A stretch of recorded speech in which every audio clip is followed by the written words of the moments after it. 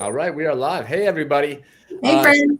There's Didi, and Sean and Kevin from RPHLA, and we have our favorite compounding pharmacist with us, Didi, to celebrate Black History Month. And if you don't know, she has a Compounding for Cash program within RPHLI where she teaches you how to start a compounding pharmacy. So right now she's live in her compounding pharmacy to talk with Kevin and I today. So welcome, Didi. Thank you for joining us. Thank you. Hello, friends. How are you? So good, Didi. It's wonderful to talk to you. You guys are awesome. You always say the same thing when I come live. We try our absolute best, and we say that to everybody, so we want to make sure you feel really special right off the bat. Right. So in all honesty, like it's so true. I think that moving down there in New Mexico is a fun spot for me to think of when I'm freezing up here in Washington State, so there's a little bit of jealousy there, Didi, if it ever comes across the screen. But one thing we've talked about before is some of our kind of cultural backgrounds and histories, you and I together, me being Native American, you having roots in Nigeria. And so really understanding Black History Month, for perspectives has been really important for us. And we have a really awesome crew that has lots of diversity inside of it with our PHLI. We talked to Richard Harris a little while back, and he gave some of his perspectives on what Black History Month means to him. And we were really looking forward to, this interview with you, of you just telling us kind of your thoughts on it and what it's meant to you and your family over the years. Yeah. I mean, Black History Month, it's noteworthy, right? It's very important for us to recognize our achievements. But on the flip side, it's like, but why do we have to do that? Right? Why do we have to have this platform where, once a year we come together and we talk about the first person to do XYZ, or, the newest technology invented by a Black woman or a Black man, when a Caucasian man doesn't necessarily have to build a platform and promote these amazing things that he does or she does, so it's like catch-22 for me. Sometimes I feel like, yeah, let's celebrate it. And then other times I'm like, no, it should always be Black history. Yeah. Well, and that's so interesting you say that, Didi, because I have noticed that, if I have especially Black women, professional women, that's a big part of like a cultural tie together of promoting, like being and doing things first, like that is something that there's some level of promotion in. And when Richard was talking about Black History Month, he said a really interesting thing that you just echoed, and I think a much better way. No offense, Richard, but what he was saying was, I wish we didn't have it. Exactly. I wish we didn't have Black History Month. Like, I'm looking forward to the day where that goes away, that we can just all appreciate each other's cultures and our differences and learn from each other. So tell us more about that, Dee. Like, what is that feeling for you, like not wanting that this month to be dedicated to Black history, like the overall feel and what's kind of behind that emotionally and culturally? Yeah. I mean, when you get down to the nitty gritty and you understand that the system in this country is very deliberate and it's built that way, like it's built the way that it is, and it's very on purpose. No matter how much we stand up and tell our stories, really you wonder, like, how effective is that going to be at creating change, right? I think one of the ways to change the system is when the Caucasian man and the Caucasian woman study the story, they study the history, and they tell the story. They're the ones to say, this law that we enforced at XYZ time, this is what it created, this is the disparity that it created. We already know what we face it every day. There are some days when I wake up and as I'm getting ready, tears come to my eyes when I think of maybe how my first son in the 5th grade faced a lot of racism from the teacher, and I had to go and show face, and I had to advocate for him, and I had to say that these are the dreams and visions that I have for my son. My son can be a scientist. My son could be a producer, a musician. There are so many things that he can do. And to have the teacher tell me, you have a delusional outlook on your child's future. What do you mean? I'm not delusional. So we face it every single day. Now the difference is going to be who is narrating the story, right? Like, does the Caucasian man truly understand the story? if they don't tell the story, do they truly understand? Like, even with the civil rights, right? The laws that were enacted at that time, did they really create a just and fair playing ground for blacks and whites in this country? Absolutely not.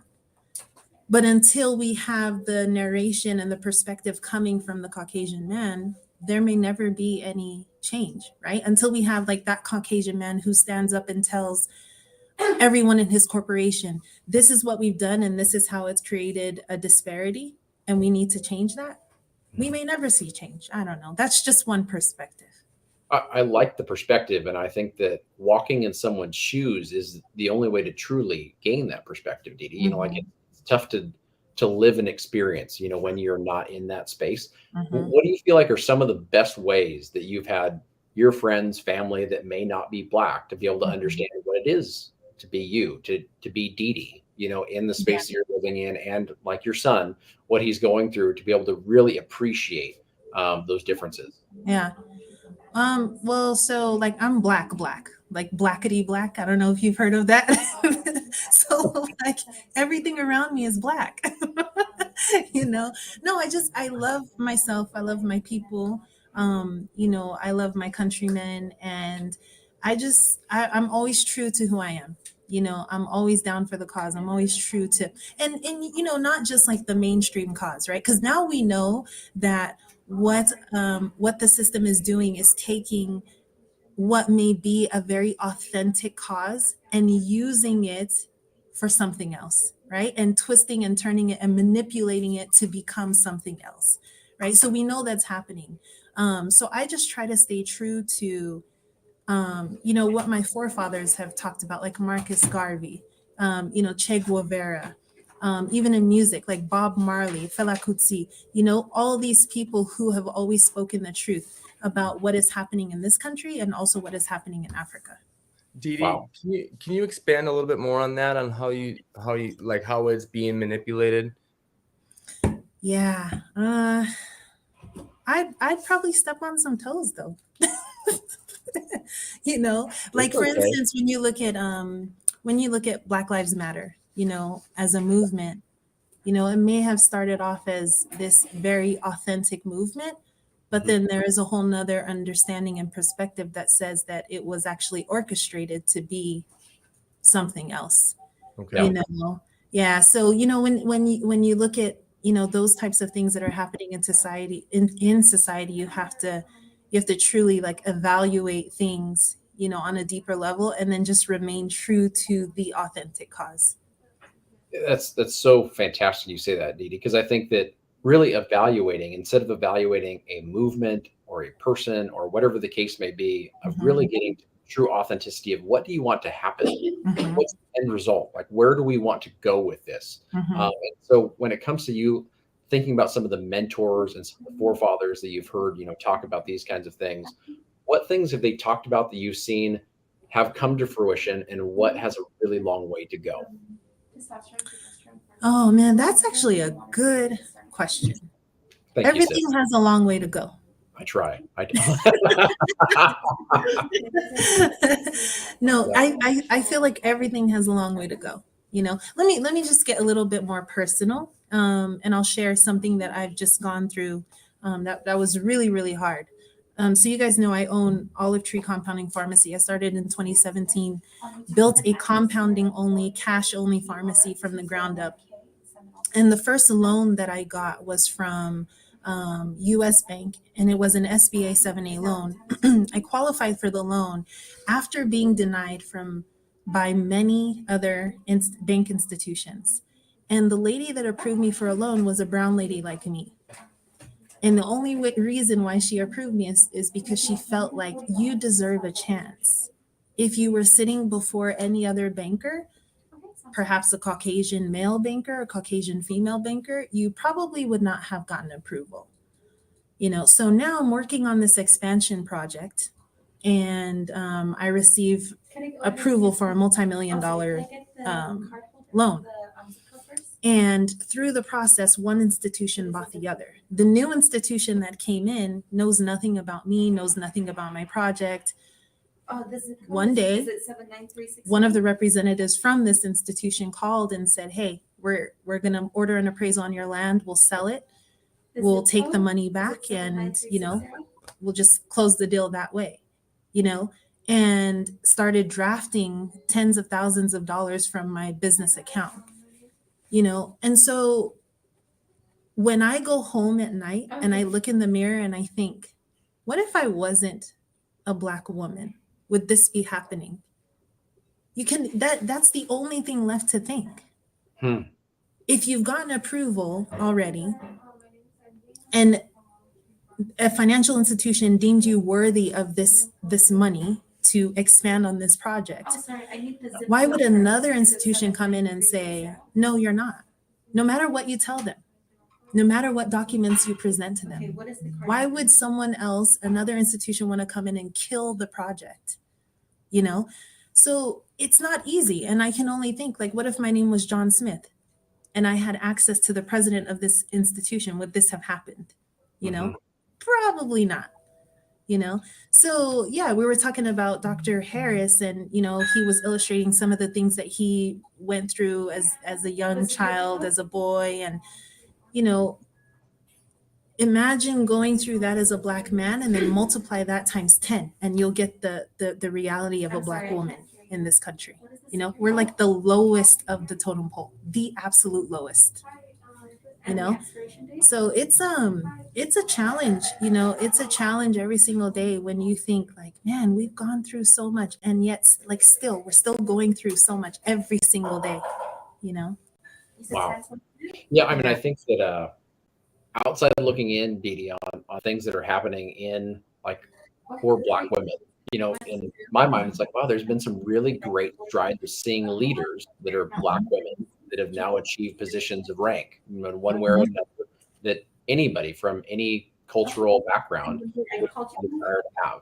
But at the exact same time, like, that ladder to get moved up that ladder is more difficult. Can you tell us more about that, Didi, from your personal experience? And, like, do you reflect on that during Black History Month? Like, here's how I had to work to get to where I am, and probably you're thankful for some of the effort you had to put forth, and also hope the next generation of Black women don't have to put forth the same efforts. I don't want to speak for you, but I'd love to hear your story.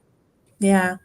I tell this story a lot about my grandmother. And my grandmother, she was half Ibibio, which is a tribe in Nigeria, and half Ghanaian. So I'm actually Nigerian and Ghanaian. I'm from both countries. But my grandmother started off as a young woman by making puff puff, which is like a donut that we make. It's like a snack.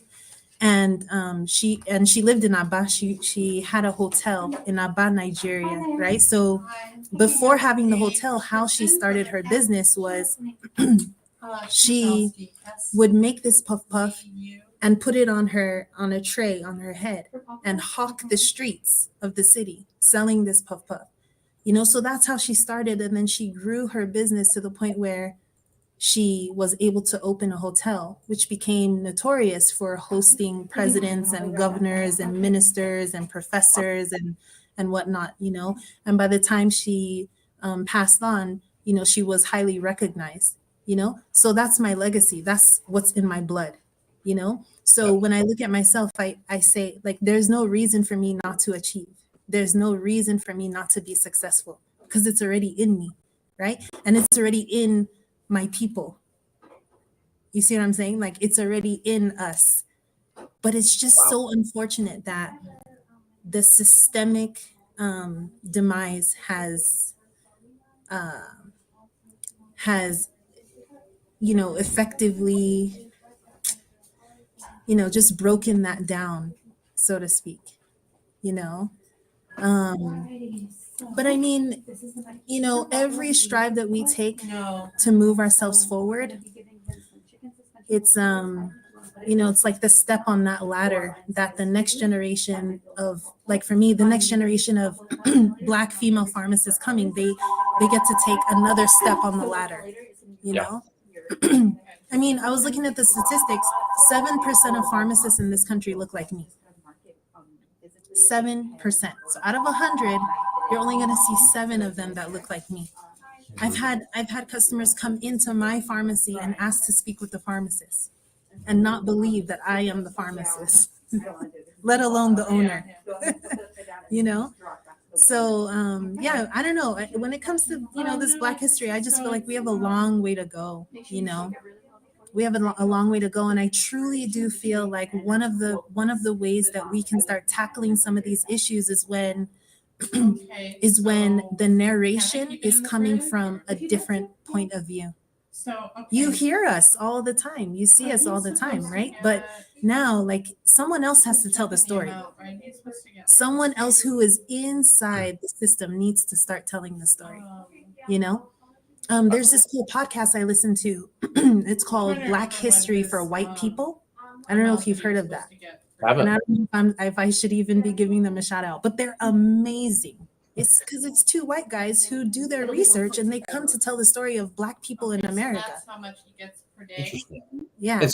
So I think from that, then, Didi, for like modern day changes that can be done from one culture to uplift another, which makes so much sense. Like in my mind, like all the things that you and I are trying to do in pharmacy, like how we're trying to expand the things, Didi, that we can do.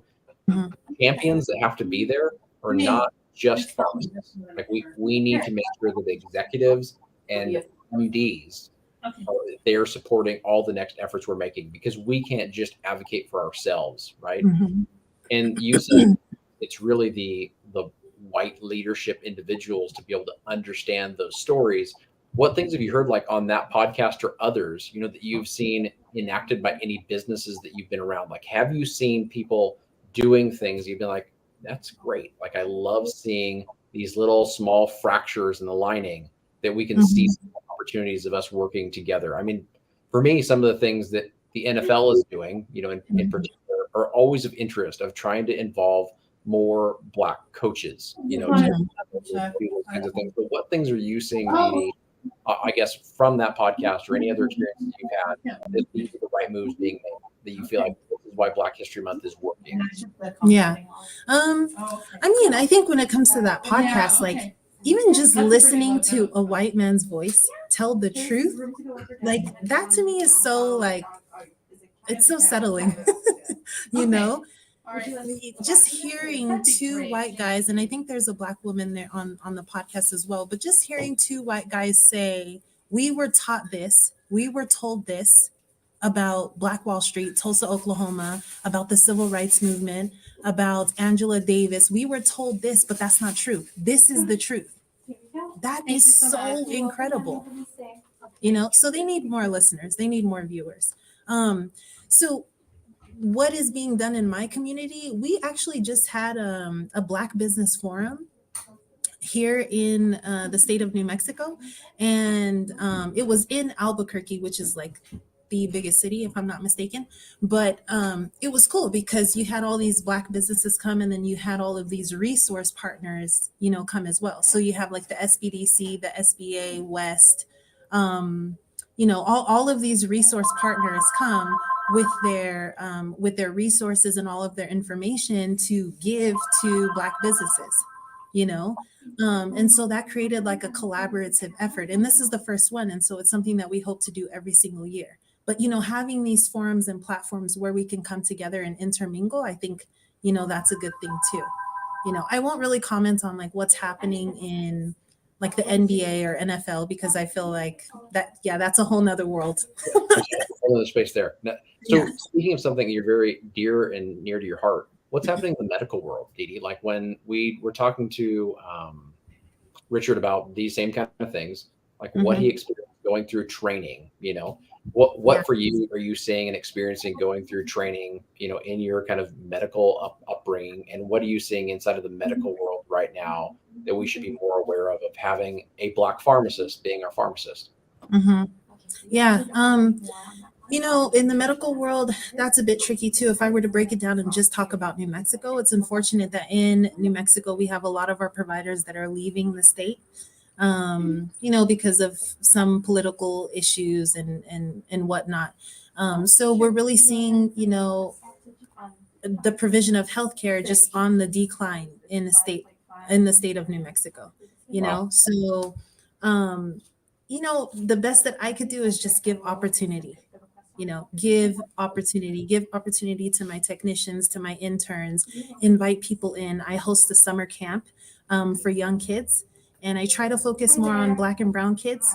But I bring them into the pharmacy and I teach them about compounding, and they get to make stuff. They get to make creams and capsules and sublingual drops and that sort of thing.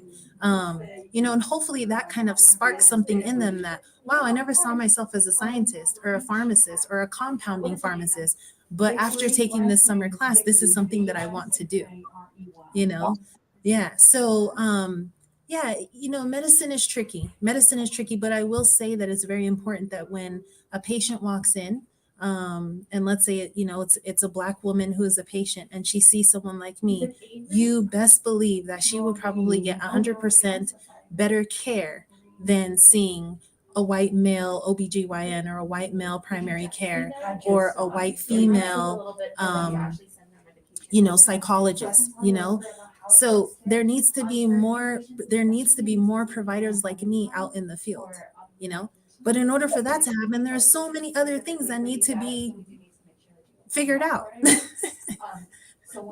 And it's so funny, Didi. So when I was a junior in high school, I remember I went to a biomedical symposium, right? Mhm. And biomedical symposium, me growing up where I did, like I was around a lot of Latinx individuals, but this Mhm. biomedical symposium was 95% Black.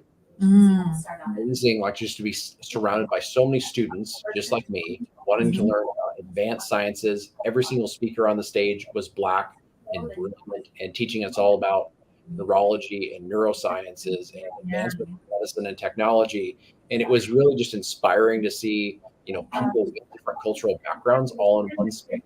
Um, So doesn't that make you feel like, wow, like they can do it too? Like there's nothing wrong with any of them. They can do it too, you know? like personally, I didn't think of them being any different than me. Like it was Right. just a lot of brilliant people all together teaching me things that I was just very thankful for their knowledge, right? And so Right. that's where I hope it goes, right? That's where Mhm. every young person feels that way.